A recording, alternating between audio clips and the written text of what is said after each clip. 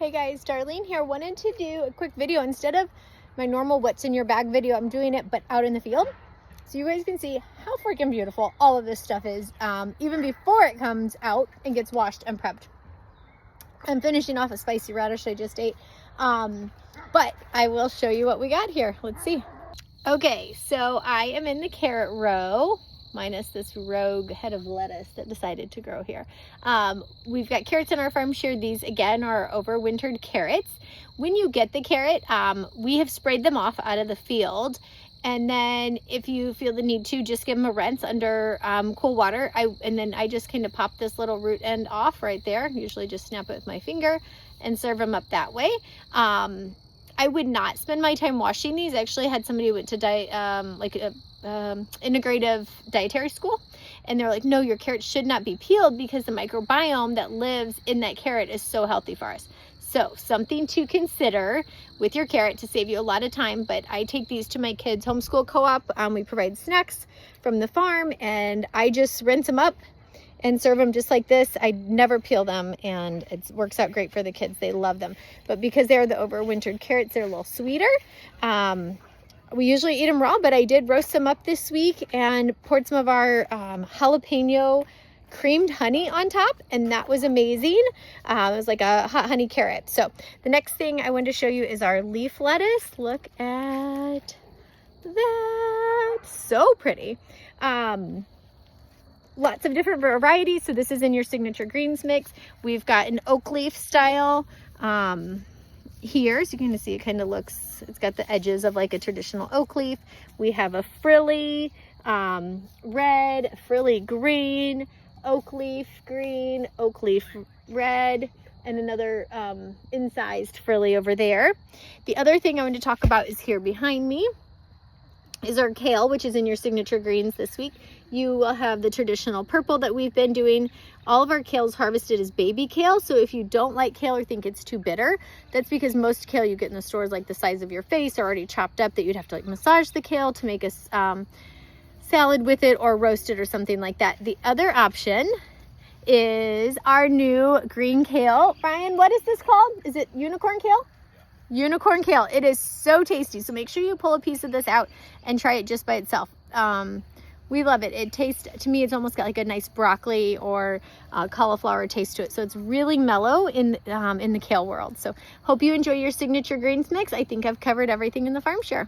Okay, this is the arugula. It's so beautiful. It's spicy. If you haven't got it yet in your farm share by itself, it is in the signature greens mix this week. We companion planted that with our little green bean plants. Obviously, green beans aren't ready just yet, but they're coming on. Look, if you see all of these blossoms, those are all of the green beans yet to come. So this tunnel, we've showed you the beets over here, and then we've got green beans, arugula on both sides, and then we have sweet turnips, sugar snap peas, and as you can see, these blossoms are really starting to pop. And then what was on the side over here and is all gone are the French breakfast radishes. So I've got some other ones to show you over here after I eat this arugula piece. Okay, so French breakfast radish.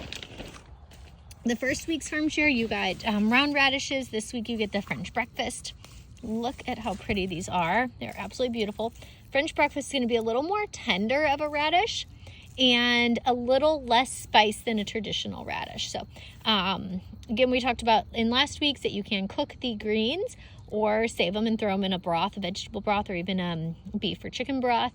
And just throw those in there and have a veggie beef broth. I had made some last week and shared some with the customer, and she sent me a message today how much she loved that mix in the broth. So anyway, I had a chef tell me, he was like, oh, I'm putting these on my avocado toast. And I said, okay, from a chef standpoint, how would you slice it? Because my basic mindset just goes to making little rings this way. And he goes, oh no, I slice it this way and make little strips. So that way you get the red and the white in each bite. So little things like that can really just add the pop to your food. This is the romaine lettuce. So beautiful. We have 3 kinds in the rows. These are one cut harvest, so you just cut the whole thing. We've got greens, purples, and then more of a round, kind of romaine heart. So these really grow and stay really compact. Almost, they're really like boat-like. So when we made chicken wraps, we used those, and my son took those little boats in there. But the romaine is also great grilled. Some people have grilled romaine recipes, so we are loving this. I've been taking my leaf lettuce and mixing up some of the romaine to add a little crunch, a little different texture. Okay, so one of the other rotating items is broccoli and broccolini. We've got 2 varieties. So you may have already gotten broccoli, and the broccolini grows 1 center head out that's about, well, I'll show you. And once you cut that, so you may have gotten what looks like broccoli in your farm share already, or you may have gotten what looks like broccolini. So we've got to take the center head out so that way all the broccolini side shoots can pop out. So when we cut these, it's going to be cut long. These leaves are going to be tender and edible, and the whole stalk is going to be so tender, so you want to make sure to eat that whole stalk. There are 2 varieties that we have. You can see this one's got like really big, full, brushy leaves. This one's a little more sparse. I'm just going to try to find, some of them have like a nice thicker stalk here that you get, but it is still going to be extremely tender. And then I'm going to try to show you, some of these down here developed a little later, so their center heads are just coming on. So you might get just the center heads of broccoli or the shoots for the broccolini. Also growing amongst the broccoli are our turnips. If you hadn't got those in your farm share yet, sweet salad turnips, super good. I think I talked last week, roasted, raw, any of the above. Okay, and then these first 4 weeks we are mixing and alternating. You're either going to get asparagus, beets, sweet salad turnips, or broccolini, just depends on the stage. But here is how beautiful these beets are. I honestly think this is the most amazing crop of beets. They are just all so perfect. And these greens, take a look at this. This row is beautiful, so full of beautiful beet greens. Here is our leaf lettuce. We've got it companion planted with some new baby cucumbers, but you've got the lettuce mixed in with your arugula and your kale for the signature greens mix. And then the other item you've got in your farm share are these beautiful spring onions, which are also considered green onions or scallions or bunching onions. So we've got them planted with our green beans.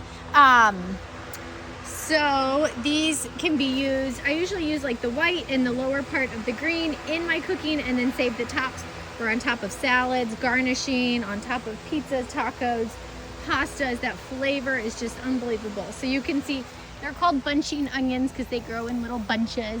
But we have those companion planted with our green beans. And let me just get the right light here. Look what is coming. These are our long, flat northeaster green beans. They will get, quadruple in size and be ready, but they're turning out so well. So we have those trellised all the way up and then companion planted with our scallions. Okay, so you're either going to get microgreens in your farm share, or our cucumbers just started popping, so we are going to alternate cucumbers or microgreens. These are a Japanese long variety cucumber. These here are not quite harvest size. I've got some here that are really nice that I just harvested. I don't think we've ever had cucumbers this early, but I don't know if you can see these plants. They are just loaded with cucumbers. I'm so excited. I will get you guys, as we get further into the season, my favorite pickling recipe. But these cucumbers are our favorite, our chef's favorite.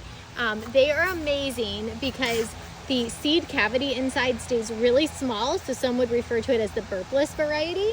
And you never have to cut the seeds out. You don't even realize you're eating them because they're so small and tender. The other thing though, the skin never gets bitter, so you never will have to peel these, which is amazing. These are absolutely our favorite. We hope you enjoy them.